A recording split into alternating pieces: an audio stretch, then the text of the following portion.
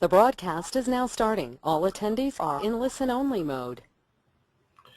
Well, hello everyone, and welcome again to another ATRA webinar.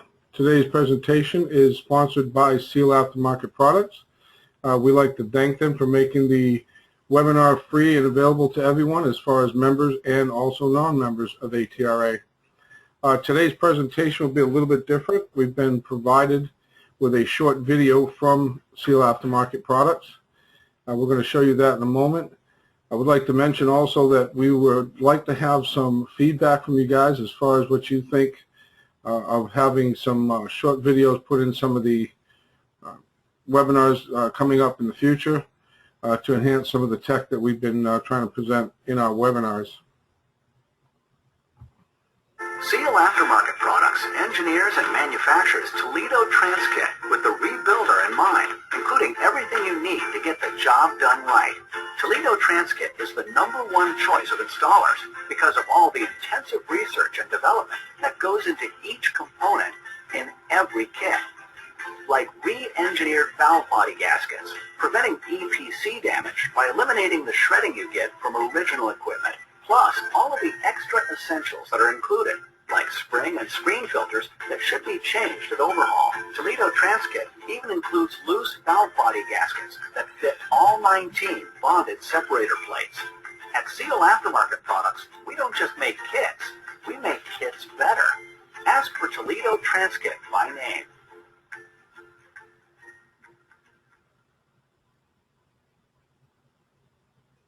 Okay, now I'd like to mention one more thing. The ATRA Expo is coming up real soon, and if you'd like to go to your app store, if you have a smartphone, just type in ATRA and type in ATRA Expo, and you can download the app for free. The app works pretty neat. As you can see here, once the app's installed, you can actually look at the trade show floor plan and see where the vendors are actually located. Kind of makes it easier for you to maneuver around the trade floor. One of the features that I think is really cool about the app is you can click in on the management or technical seminars. You can see the actual speakers that are speaking in those seminars. And if you click on the speaker's name, you'll actually get a short bio of the speaker himself and also what he's presenting in his particular seminar. So it's a pretty neat app. Like I said, it's free. Only takes a few seconds to download it to your phone, and it works out pretty good. Today's presentation, we're going to be talking about the Allison LCT 1000. Now, we have had some past webinars on the Generation 2 and Generation 3 updates. We've gone into a little more in-depth information on changes of parts of what will retrofit back to earlier models. What I want to do today is just kind of go over an overall of all three generations and kind of go over some questions and things that we've been getting asked on the tech line. Any questions or comments, send your emails to webinars@atra.com. Especially some feedback is on how you guys feel about us putting some more short videos in the webinars. If you have any questions during the webinar, please feel free to text them to me. I will try to answer them the best that I can, and you can just text them anytime during the webinar itself. First thing I want to talk about is the differences between the three generations. Allison came out approximately about 2000 to 2005. It's a 5-speed. Sometime in mid-2004, the G solenoid was added to actually lower line pressure. These transmissions work on full line. So this solenoid was added in 2004 to lower line pressure when it's in park or neutral, basically when the vehicle is standing still. The main complaint that the solenoid was installed for was pump line complaints. The manufacturers at the dealer level were getting a lot of complaints, especially on gas vehicles, which run much quieter than the diesels. These guys were complaining about pump line. Well, the unit's working on full line pressure, you're going to have some type of pump line. There's been many updates done to the pump to try to fix that concern. from 2000 up to 2004. Then they added the G solenoid to basically just lower the line pressure when the vehicle is not being used. In 2006 to 09, Generation 2 came out, and that's when Allison became an actual 6-speed. Also in 2006, the trim solenoids were actually changed, or they're referred to as pressure control solenoids. The neutral start backup switch, or rain sensor, whichever you want to call it, was then actually put inside the transmission and became an internal mode switch. 2010 to 2013, Generation 3 came out. Allison was still a 6-speed, but one of the major changes here was the G solenoid was eliminated, and they actually fitted it with a main modulator solenoid. Now this actually controls line pressure like a transmission that we're normally used to dealing with. So they're no longer working it on full line. They're actually controlling line rise through this solenoid. In 2014, Generation 4 has come out, and it's now become an 8-speed transmission. Now, obviously, along with these changes, there's many changes to the internal components. Some of these components can be interchanged to earlier vehicles, and some cannot. Some can be interchanged as complete assemblies, and we're going to kind of go through that as we go through the webinar. This is the ID tag located on the passenger side towards the rear of the case, just behind the PTO cover. It gives you the date of manufacturer, obviously the transmission ID number, and engineering feature configuration number and serial number of the transmission. This is really going to help, especially when it comes to ordering parts. So if you go to your Allison supplier, they may ask you for the information off this tag to help identify what they need to send you. This is a cutaway view of the transmission. As you can see, we have 5 clutches in here, no sprags. So this is a clutch-on-clutch application. So it's really important to make sure that you keep your end plays to at least factory specs. And also the solenoids and valve body is going to have to really be working correctly, especially as far as keeping them clean. Solenoids have to work properly. Obviously with a clutch-on-clutch application, we don't have any sprags or anything to freewheel, so all these things are going to become a little bit more critical. Here's the 5 and 6-speed apply chart. As you can see here, to make this a 6-speed, they basically drop the C3 clutch, and they reapply the C4 clutch. So as of 2006, when it became a 6-speed, they just basically fire the solenoids differently and bring the clutch packs on differently and get a 6 ratio out of it. I'd like to cover a little bit about the speed sensors. There's 3 speed sensors on the transmission itself. As you can see in the front, we have an engine speed sensor, a turbine speed sensor, and an output speed sensor will be located where you see here if this was a 2-wheel drive extension housing. Obviously, we're using a 4-wheel drive case here, so the output speed sensor in that case would be actually located on the transfer case itself. Now, the 3 speed sensors are AC pulse generators. They produce their own AC voltage from about 150 millivolts to about 15 volts, depending upon RPM. Now, the wiring to these sensors have shielded grounds going to them to help prevent any EMI issues, electromagnetic interference. We do see a lot of problems with the harnesses along the top of the case where the wiring gets very brittle and they break.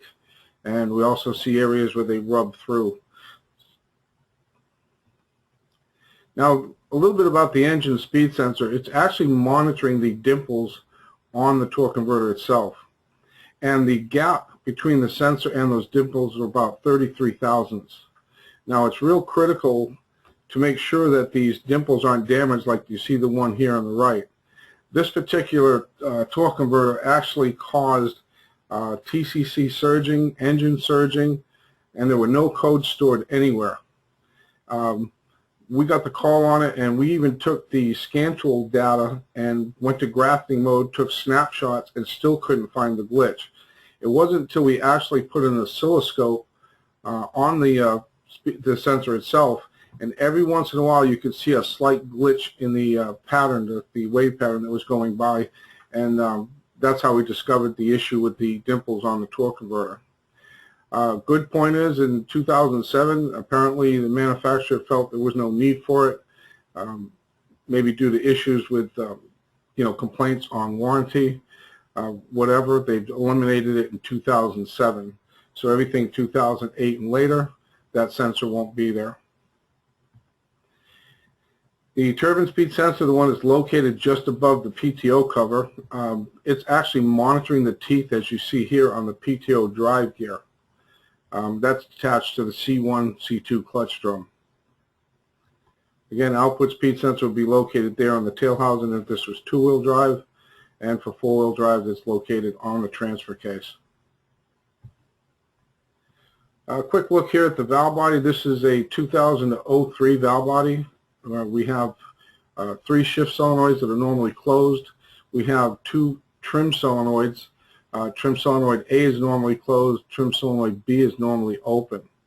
One thing I'd like to mention for any of you guys out there that are working on the Asian Seiki, the AS68RC, the linear solenoids on that transmission are part of the valve body. In other words, you can't buy those separately. And if you have to purchase the valve body, I've seen them go for as high as $3,500. Now, the on and off solenoids and the pressure switches can actually be bought separately. Now, the Allison trim solenoid B, being that it's normally open, can actually work in place of one of these linear type solenoids found on this unit. So the trim solenoid B is approximately 120 bucks. So before you go out and spend $3,500 for a valve body because you need linear solenoids, you can at least purchase the trim solenoid B from an Allison and use it on the AS68RC. This is the other side of the valve body, the shift valve body. This is where shift solenoid C is located. Again, it's just like the other shift solenoids, it's normally closed. This is 2004 to 05. This is when the G solenoid was added. And remember, like we were talking about before, it was to help reduce line pressure at a standstill to prevent pump noise. Now, this is the earlier version of it. And as you can see, this housing, the area that we're pointing at here, is blocked off. There's no hole there. You have to be careful when you're interchanging parts, and you'll see in a moment why we're pointing this out. Obviously, when this change came along, the internal harness changed. The TCM added a pin and a driver for that solenoid. Here's a quick look at the changes in the separator plate from 03 to 04. And this again is the one from 04 to 05 on the right. In 2006, as I mentioned before, the pressure control solenoid A and B, what was usually called the trim solenoids, these are now pressure control solenoids. And as you see here in 2006, we still have the G solenoid, which is pulse width modulated, but in 06 they actually added a tube feed to that solenoid.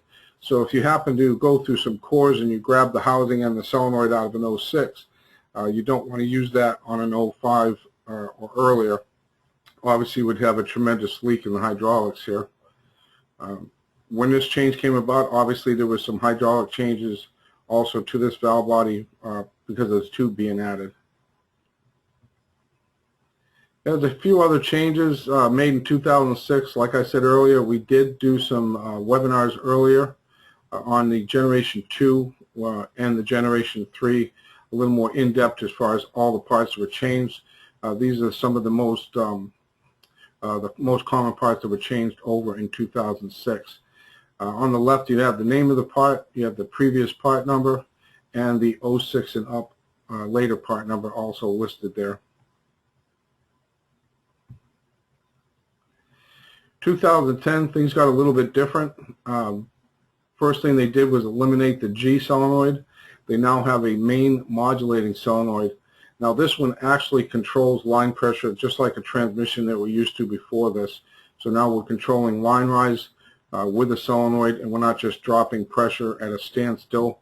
We're controlling line rise in all the different modes of operation on the transmission. One of the things you have to be careful of, as you can see here, there's a solenoid retainer bracket that actually holds the solenoid in place correctly, and you don't want to put it with it facing up. It has to face down like you see on the left, As you can see on the right, this is the retainer installed incorrectly. This is wrong. You don't want to put the retainer on this in that direction. I want to talk a little bit about trim solenoid operation, how these solenoids actually operate. The two trim solenoids are basically controlling the apply of the oncoming and releasing clutch. They also control the holding pressure of all 5 clutches once the shift is complete. Now, the trim solenoids are actually referred to as pressure proportion to current solenoids, or PPC solenoids. The hydraulic pressure provided to the solenoids is proportional to the amount of current being commanded to them. Both the trim solenoids work on a frequency of about 1,000 hertz. The trim solenoid A, although normally closed, actually supplies 86 psi with no current and no trim pressure at full current.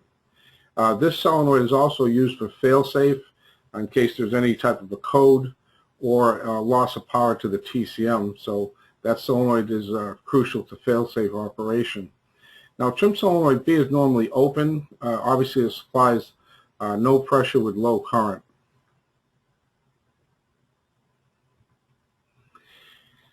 Here we have the TCC and the shift solenoids. The TCC solenoid is normally closed.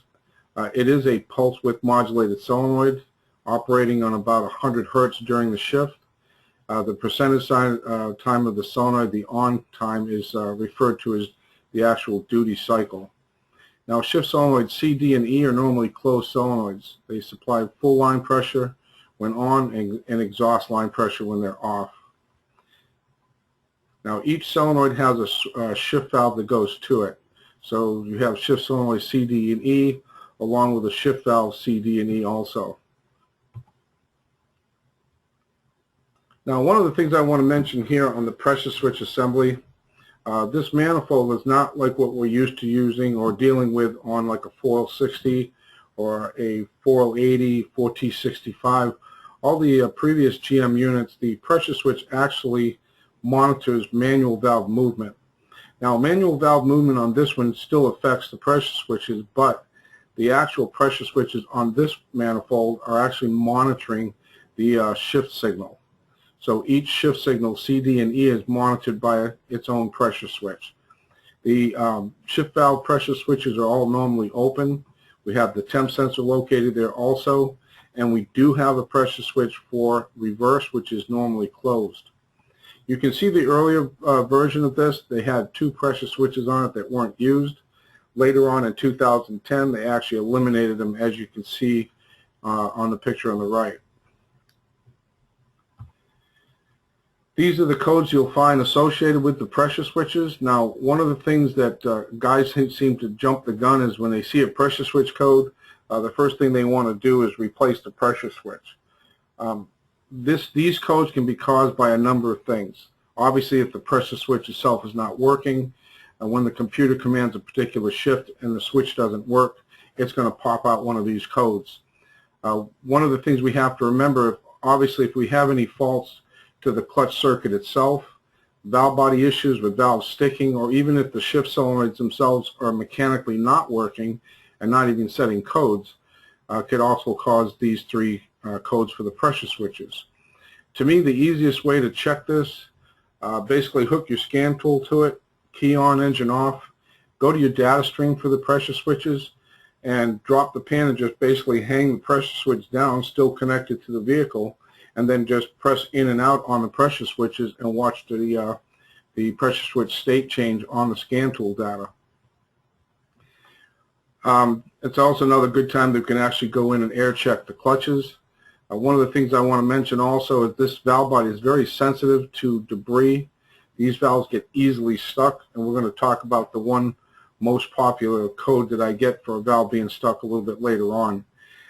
These units have magnets in the pan and also on the spin-on filter. It's important to clean those, put them back, make sure we flat sand everything on the valve body in the case, and torque everything down the way it's supposed to be.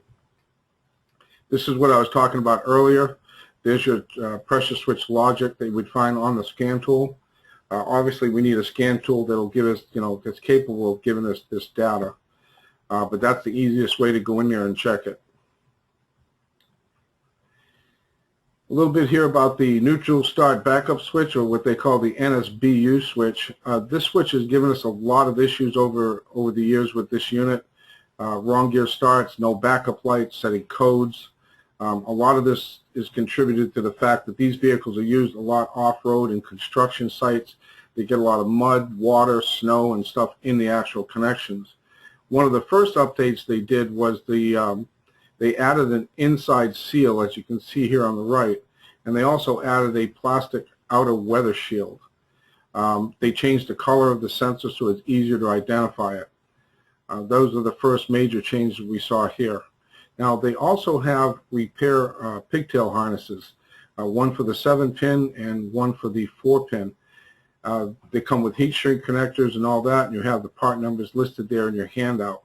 What's strange, though, is these harnesses come with the wires all being the same color. They're all white. So you need to use the old connector to match up the pins when you actually change these harnesses over. Later on, around 2004, they did come out with a different switch. They actually call it a PNBU, which is a park neutral backup switch. And that one is black like the earlier ones, and they still have the plastic outer shield, but they went to a single connector. So there's a big change there. 2006, they decided to go with an internal mode switch, so now they moved the sensor inside the transmission. One of the things that I want to point out here is to diagnose this switch, you're going to need a scan tool that's capable of giving you this data information. Okay, I see we've got a question. The question from Derek is, will the pigtail harness kits work on 4L60E applications also? Derek, that's a real good question, and yes, they will. The same switch was used on the 4L60s and I believe also on the 4L80s. But don't quote me on that. I do know they definitely fit the 4L60E. Good question. Okay, getting back to the internal mode switch, again, you need a scan tool. Now we can go in and move the shifter and see if the sequence is working correctly on the scan data. Just want to point out that there's a pin. I don't have it illustrated in this picture, but there's an actual pin that holds that manual shaft in place. And we want to make sure that when we reinstall that the pin actually sticks up about 335 to 354 thousandths of an inch above the surface. Now, we give you a listed number here for the actual tool for that. Obviously, you can use whatever you want in the shop as long as we have something that that can take the pin out. And the important part is the height of the pin when it goes back in. So on the left, we take you through the procedure of how to remove that. Just reverse that and go back in with it.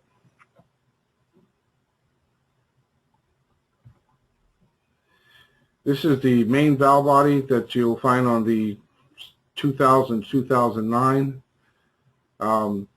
First thing you'll notice is there's no check balls. We have all the spring dimensions listed in the handout for you. We have the legend to identify all the valves. And you'll notice down here in the left corner at the bottom, there's 2 accumulators in this valve body. One thing I want to point out, we've run into this before on the other side of the valve body. What I'm talking about here is the screen that you see with the arrow pointing to the location that it goes to.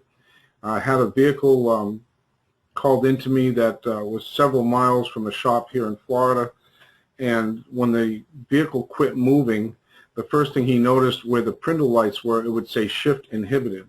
Now, your first reaction was to put a scan tool on it and look at the data stream and see if there's any codes.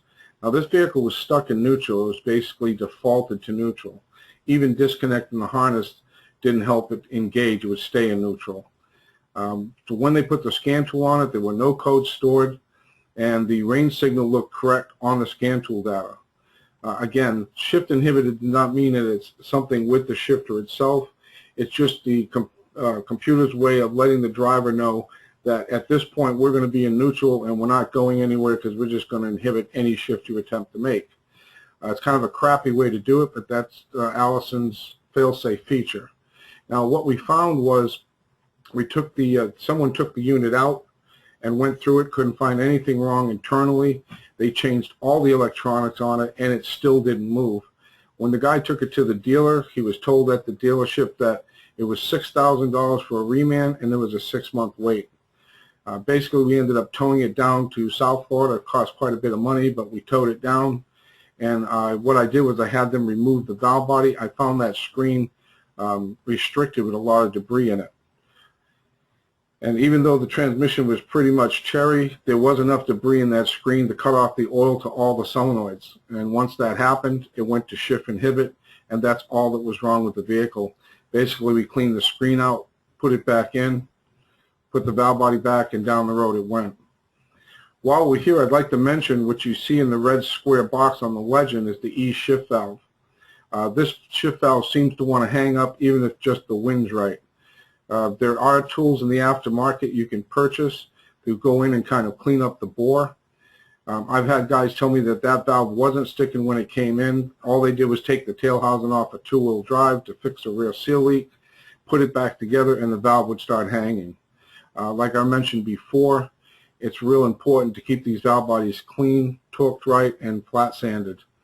The tool that I was mentioning before has a threaded end for a slide hammer. I've actually tried to use the tool without the slide hammer, and it's a real bear to get it in there and get it back out. So it's a good suggestion to go ahead and get it attached to the end of a slide hammer. This is the 2010 to 2011 updates. As you can see here, everything that's shaded in yellow is what's been changed. Some of the major changes I just want to point out real quick is the main pop-up valve removed from the cooler bypass, increase in gain control for the clutch capacity when it's cold. All the stuff in gray is still the same as 2009 and back. We're going to kind of go over real quick on what can interchange and what cannot be interchanged. In the charts that you have listed in your handout, you'll notice next to where on the right column you'll see back serviceable to 2006. Now some of these yeses and nos will have 2 asterisks next to it. If you see that it says no, you can still check with Allison, an Allison distributor, before ordering the parts, because if you're working on an 09 and you want to try to put these later parts or go from early to late, you're really taking a big chance with this transmission. And we're going to talk about one of the major things that they're doing in here is they're downsizing the lube orifices. So if we start interchanging parts and we'd upset that lube, it could cause some serious damage to some hard parts in here. The ones with a single asterisk next to them, not recommended by Allison. Allison flat out says that that shouldn't be done that way. But you could possibly interchange it with some associated parts, or maybe as a complete package. Same thing here with the 3 asterisks. They may not be serviced back as an individual part, may include another part along with it, or another component as a package. So it is possible to back service some of these parts, or I wouldn't go with earlier parts into a later unit. Obviously, if it has no asterisk next to it, if it's no, it's no. If it's yes, it's yes. There's no chance of back servicing these parts with anything earlier. Here's what makes me nervous with this transmission. The engineers got together and decided if they downsized the lube orifice and restricted some of the lube to the parts, it would take drag off the transmission. This was done strictly for fuel economy. I don't think it's a great idea. Obviously, on paper, the engineers have actually figured that it will save some fuel. It may not be a lot, but they need everything they can get out of the vehicle as far as fuel economy.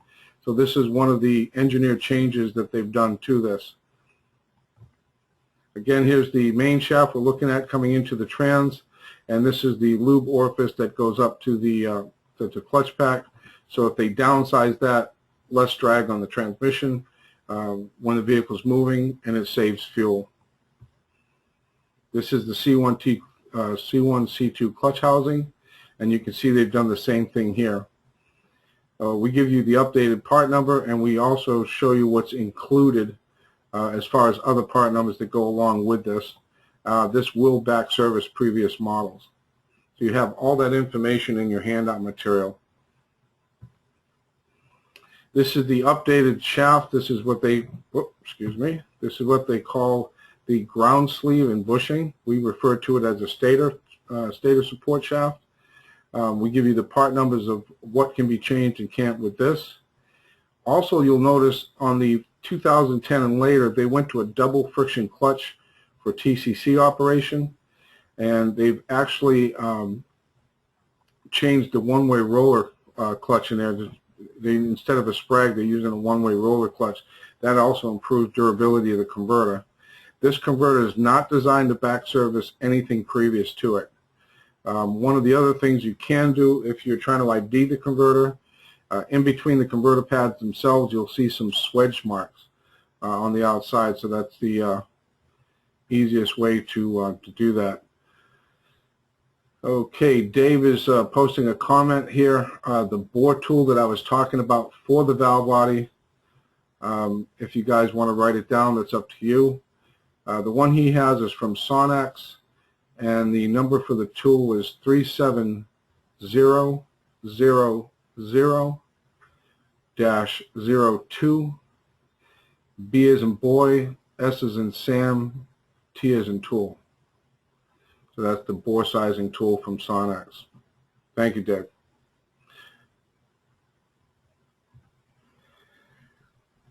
As you can see here, 2010 and later, there's some serious changes to the valve body, the solenoids, the complete hydraulic change. None of this is going to retrofit back. So you have a complete list of everything that's been changed here in the valve body. This is what a 2010 and later valve body looks like up to 2013. We now have 3 accumulators instead of 2 that we had previously. And on the right, you'll see that they've added 2 brackets to hold the solenoids in place. And they have these 2 check ball capsules added where the actual trim solenoids or pressure control solenoids actually work. And a closer look at that, you can see here that the check ball capsules actually prevent feedback pressure going above control pressure. So once the valve works to where it has to, that pressure is held at where it's at, and they don't have to worry about any backfeed there. Like I said before, the solenoids remain the same. They're called pressure control solenoids, and this is all to help control the shifts and holding pressure once the shift has actually been made. This is a layout of the 2010 to 13 shift valve body. We have all the spring dimensions in there for you and the valve ID. Again, mentioning the bracket that holds the main modulating solenoid. Make sure that that bracket extension actually faces down. This is a list of the latest updated spring dimensions for that valve body. You have the part number, the number of coils, the actual dimensions of each spring is in there. Oil pump updates. One of the first updates that we saw was they changed all the springs. They've had a lot of problems, especially with that lube spring. We've had that spring break, collapse, and once that happens, we've actually had no movement out of the transmission at all. The other thing that you will see that the pump bushing has an orange color to it. These were some of the first changes that we've seen happen to this. Again, all this was done to address issues with engagement problems and also with pump line. These are the 3 different pump designs that you'll find. The one on the right is the latest and greatest. But I do want to mention one thing here. If you buy the latest pump, you can see the part numbers there, and the box on the left shows the part number on the box. Several guys have told me that when they went to purchase the latest one, that someone at the dealership basically took that sticker and put it over an earlier design. So before you pay for it, open the box, count the inner and outer teeth on the pump gears, just to make sure that you're getting what you're paying for. Some guys have actually paid for it. The driver leaves. They open it up only to find out that the tooth count is the same as the second design and the first design, and it's not an updated pump. A lot of issues with codes being set, shift errors, engagement complaints, and all this is being caused by electrostatic discharge, or ESD. Again, we can have the same complaints with electromagnetic interference, or EMI. On this particular vehicle that we were dealing with, it had a Goodyear Gatorback, which is an aftermarket belt. And the belt was actually made with some metal fragments in it. Just the rotating the belt around, the serpentine belt going around all the parts, was actually causing ESD. When going back with even with a stock one, if you have a stock belt on the transmission, on the engine rather, and you're still having problems with EMI, as you can see in the picture in the bottom right, we've actually had to remove the TCM from where it's actually located, which is usually down here in this section right near the front of the engine. We relocated it to the top of the UBEC, which is the Underhood Bus Electrical Center, and getting it away from the alternator, getting it away from the belt and all the turning parts in the front, attaching it to that UBEC cover was the only way we could actually stop some of the EMI issues that we were having with one particular vehicle. Several guys are doing this now. They're automatically moving it away from the front of the engine. This is a big problem that we see quite a bit. I mentioned before that these are work vehicles. There are construction sites, off-road. Not to say that a lot of guys in the aftermarket like to put chips in the computer to get more torque out of the engine. Now, these engines at the factory are detuned. They're actually keeping the torque down because the transmission can only handle so much torque. Obviously, the engine can put out way more torque than the transmission can take. This is just, what we're seeing here is just a stock engine with a stock transmission, no aftermarket chips added, and you can see that the stator shaft is actually twisted like the one on the right. Now that causes flow problems through the converter. We end up with a P0741 for a TCC slip, and usually when I get a slip code on a converter, it generates a lot of heat, and then that will be followed by a P0218 for trans temp being high. So this is a good thing to look at. Obviously you can see on the right before you even pull it out, the hole has to line up with that notch in the pump body. And if you already have it apart, you can see that this hole should also line up with that notch in the stator support itself. If you get one in your shop and it looks like this, it's very likely that someone has chipped it, and they may even be able to go back into the TCM and remove the software before they bring it back under warranty. You have to be careful because a lot of guys out there are buying this aftermarket stuff. They get the tool and they can change the torque, go out mudding with it, bring it back broken, and then claim it under warranty with you. One of the things you can do if you find it like a clean break like this one, if you have a scan tool that's capable of giving you all this data that you see here on the right, you'll notice it'll say max trans calculated engine torque. If you see numbers that high and that shaft is broken, it's very, very, very likely that it was overpowered. A lot of times we'll find the shaft actually broken the long way. If we see it broken that way or a crack in it, obviously that could just be material flaw or just over time being worked as a heavy-duty work vehicle. We've talked a lot in the past about fifth gear and, of course, now sixth gear errors on 2006 and up being associated with the shift fork and the sleeve, as you see here. Obviously, issues with the transfer case wearing.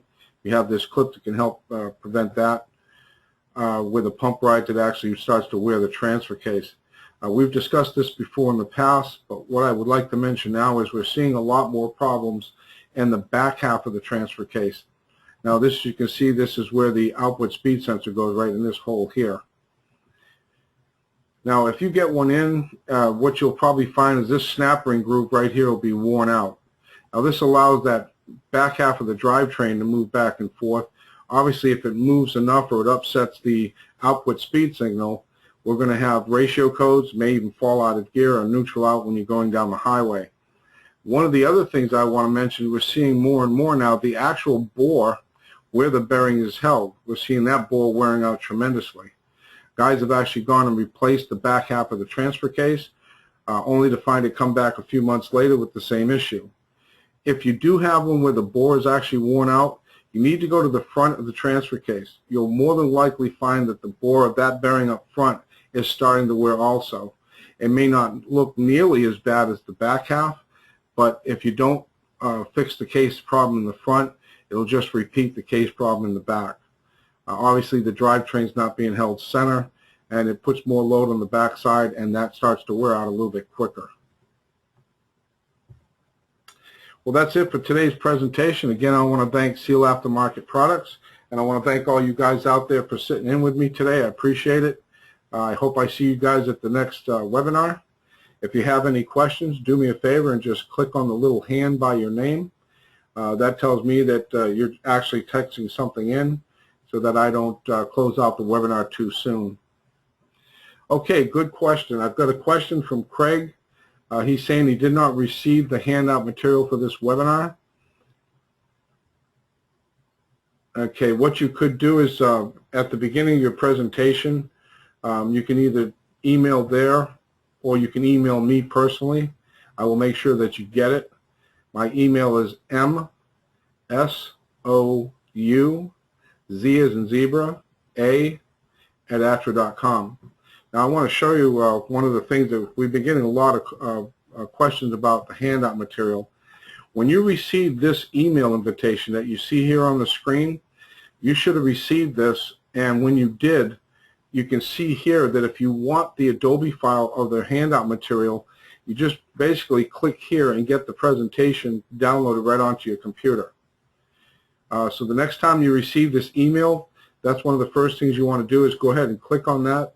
It'll download the PDF for you, and then you can go ahead and register in the time zone that you want for the next webinar.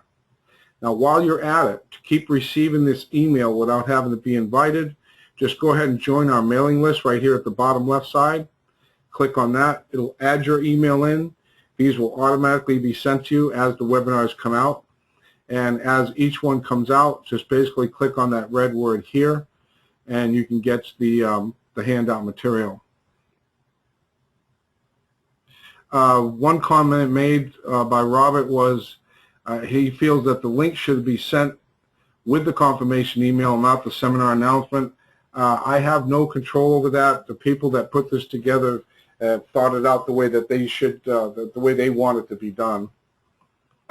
I agree that it would seem that once you're ready to actually attend the webinar, maybe it's a change that we'll add in later on. For now, the problem that I'm having is a lot of guys not getting the handout material, because when they get this registration email, they don't click on that word here and get the handout before they actually register for the webinar. But I will mention that to the guys at the office and see if we can maybe get that changed. One of the other things you can do is, you can see here on the right, if you want to, you can actually send this email to a friend. And I would appreciate it if you did. We can get more guys to actually attend the webinar. It is free, and there's nothing better than free. So if you want to send this to some guys that you know out there that would enjoy sitting in and getting the handout material, it would be a good idea to go ahead and click on that. All right, any other questions? Please click on the hand next to your name so I have an idea that you're actually typing in.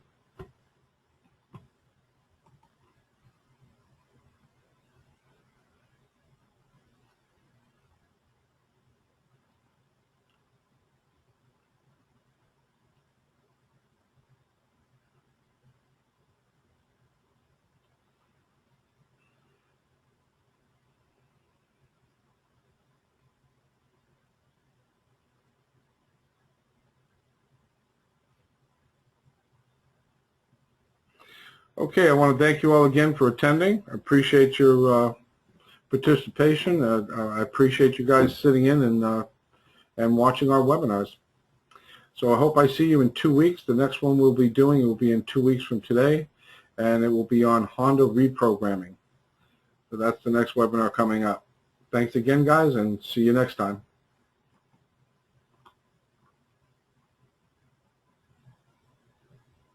So I see Rick's typing in a question. Rick, I see your hand is up.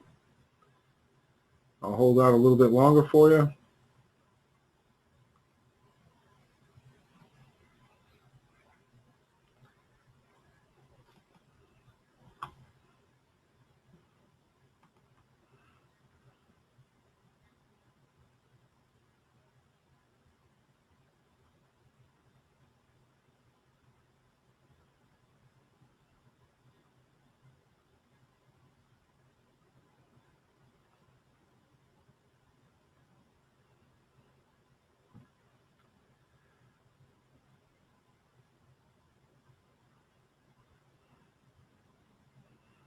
Okay, I guess there's no more questions. Thanks again, guys.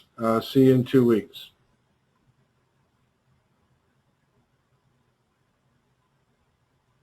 Rick, your question was, have you found Park Neutral Position Switch logic to always be the same? I don't quite understand what you're referring to, always being the same. You're talking about the slide that shows the internal mode switch?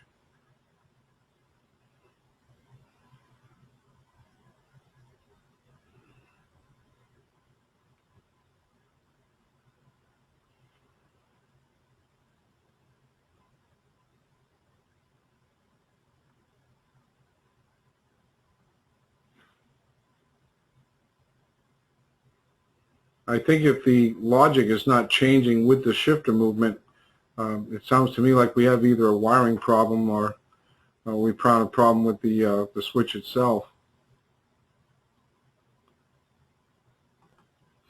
Oh, you're saying that you found on a 2001, was it an aftermarket scan tool that you were using, or was it an OE scan tool?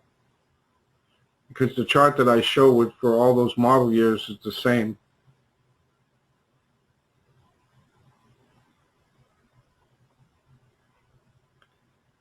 Maybe the scan tool data didn't match the chart, but if there was no problem with the switch function or the transmission operation, I'd have to say that it might just be the scan tool data that you're actually looking at. Oh, okay, so it was an aftermarket scan tool. Sometimes I'll see data that doesn't make sense on an aftermarket scan tool, and I kind of just disregard it, especially like in this situation where you were working on an 01. The transmission's working properly. Like I said before, the data just didn't seem to match the chart for the switch. But if I'm not getting a code for it, transmission's working fine. No problems with backup lights, starting, anything like that. I would just disregard what I see on the scan tool. It may just be a data glitch with that software on the scan tool for that particular model year. Okay, you're welcome, guys, and I hope to see you in 2 weeks. Thank you again.